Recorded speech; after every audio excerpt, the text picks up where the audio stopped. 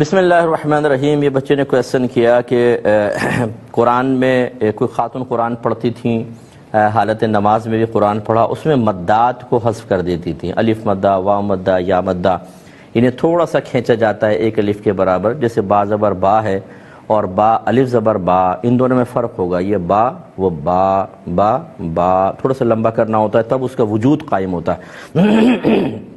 اب یہ کہتی ہیں کہ یہ نہیں کرتی تھی، کھینچتے نہیں تھی۔ اب کسی نے اب انہوں نے قرآن سنایا تو سامنے والے صاحب نے کہا کہ آپ کی تو ساری نمازیں واجب العیادہ ہو گئی ہیں کیونکہ وہ نمازیں نہیں ہوئیں، اسی طرح جتنے بھی آپ نے بکثرت نوافل پڑھی ہیں ان سب کو آپ کو دہرانا ہوگا۔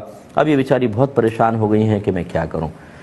دیکھیں، ہمارا مشورہ یہ ہوگا کہ صرف آپ اللہ کی بارگاہ میں توبہ کر لیں، آپ کو کچھ چیز دہرانے کی حاجت نہیں ہے، آپ اللہ کی بارگاہ میں توبہ کریں اور نیکسٹ ٹائم اپنی قرات کو اچھا کر لیں۔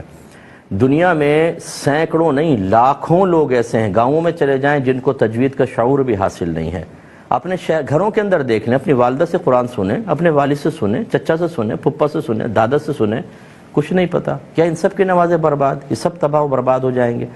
اس کا مطلب یہ نہیں ہے کہ میں معاذ اللہ تجوید کی اہمیت کا انکار کر رہا ہوں، بلکہ میں یہ عرض کرنا چاہ رہا ہوں کہ اتنا عموم بلوہ ہے عدم تجوید کے سلسلے میں یا تجوید کے معاملے کے سلسلے میں، اتنا زیادہ عموم بلوہ ہے، لوگ اس قرات کی غلطی میں مبتلا ہیں کہ انہیں اگر اس بات کا مکلف بنائیں کہ آپ کو سابقہ نمازیں بھی لوٹانی ہوں گی تو یہ مزاج شرع کے موافق فیصلہ نہیں ہوگا۔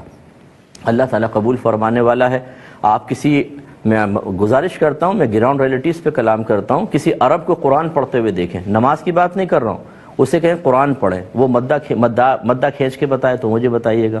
وہ لوگ اپنی فلوئنسی کے ساتھ جب گفتگو کرتے ہیں، قرآن پڑھتے ہیں، اس میں مدات وغیرہ بالکل نہیں، وہ قرآن پڑھ رہے ہیں، وہ عربک بول رہے ہیں، وہ بہت تیزی سے اس کو پڑھتے ہیں۔ لیکن بہرحال ہمیں بالکل اس کی رعایت کرنی چاہیے، تجوید کے قوانین کی، اور تجوید کا سیکھنا ضروری بھی ہے کہ بعض اوقات ہم اس کی رعایت نہ کریں تو گناہگار ہو سکتے ہیں، بلکہ بعض صورتوں میں کفر بھی متوجہ ہو سکتا ہے۔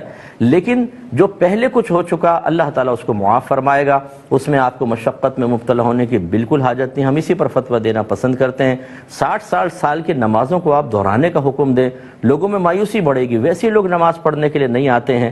تجوید کے معاملے کو بنیاد بنا کر آپ کہیں ساری نمازیں برباد، کوئی مطلب اس کا مطلب ہے ایک نوجوان ہے، ایک انجینئر ہے، ڈاکٹر ہے، پروفیسر ہے، جس نے تجوید نہیں سیکھی، ہم یہ تو کہتے ہیں کہ یہ زمانے کوشش میں آپ کی نماز ہو جائے گی، آپ سیکھنا شروع کریں، ہو جائے گی۔ سوال پیدا ہوتا ہے کیوں ہوگی؟ کیوں زمانے کوشش میں آپ اس کی اجازت دیتے ہیں؟ اسی لیے دیتے ہیں کہ چلو یار کوشش کر رہا ہے، اللہ قبول کرے گا۔ جب یہاں پر آپ ایک اللہ قبول کرے گا کی بات کر رہے ہیں تو پھر جو لوگوں نے سابقہ نمازیں پڑھی ہیں، وہ اتنے سالوں کی نمازیں، بعضوں کو تو یاد ہی نہیں کتنے عرصے کی پڑھی ہیں۔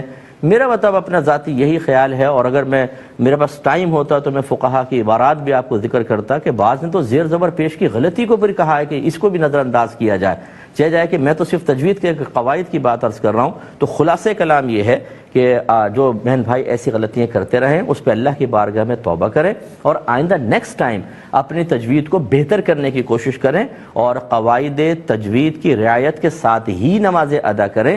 انشاءاللہ اللہ تبارک و تعالی بہت کرم فرمائے گا۔ مایوس ہونے کی بالکل ضرورت نہیں ہے، دین کے قریب آئیے، ہماری شریعت میں بہت نرمی ہے، بہت رعایت ہے، بہت لچک ہے، انشاءاللہ کرم فرمائے گا اللہ تعالی۔